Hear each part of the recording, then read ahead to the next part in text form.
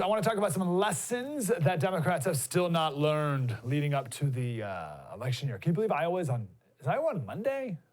That's crazy. So still haven't learned their lesson. A lot of lessons, right? The impeachment trial is going to end soon, maybe tomorrow.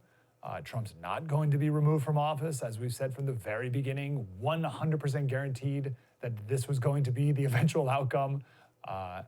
So that's going to end with a giant Trump win, right? Big giant acquittal, right?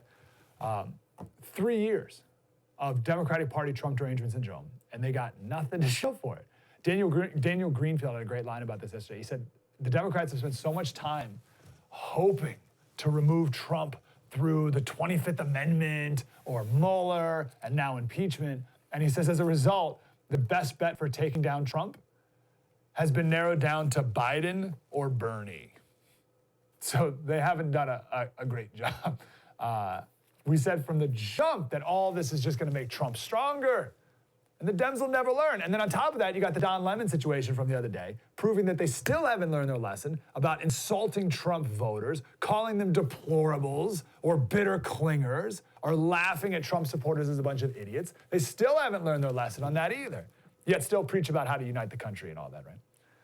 And they haven't learned their lesson when it comes to campaigning. Do you know the name Brad Parscale? I think that's how you pronounce it even, Brad Parscale. This guy has a crazy story. He was hired in Parscale. He was hired by Trump in 2011 to make a couple websites for him, like for the Trump winery. And he just designed the website. And then in 2015, Trump hired him to make the website for his exploratory committee, paid him $1,500 to make like a Wix website, right? Then this whole campaign thing worked out pretty well, right? He gained some steam. So they hired him to be Trump's digital advertising guru, and he absolutely crushed Hillary's team. And now he's Trump's 2020 campaign manager in like no time. And he might be the biggest reason why, or the biggest force, like outside force, is why Trump is president. In the 2016 election, 50% of Trump's media expenditures were spent on digital advertising. 50%. For Hillary, 8%. Huge difference.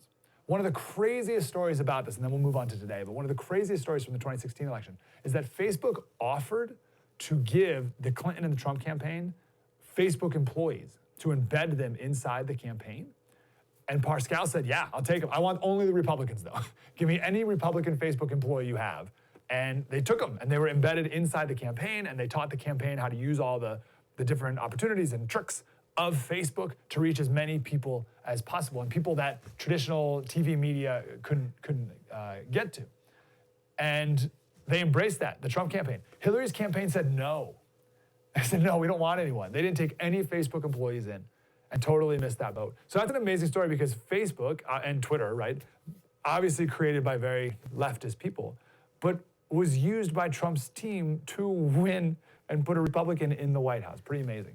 Parscale, every day, he ran an average of 60,000 ad versions every day.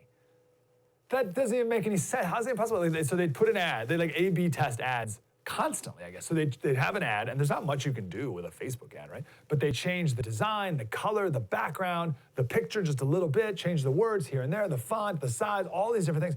60,000 a day, different versions. Some days they'd have as many as 100,000 different ads. I don't even see how that's possible. But I just share that just to see the intense focus that they had on digital advertising and in particular, Facebook advertising. So Trump's team, light years ahead of Hillary's team when it came to digital advertising, and still are.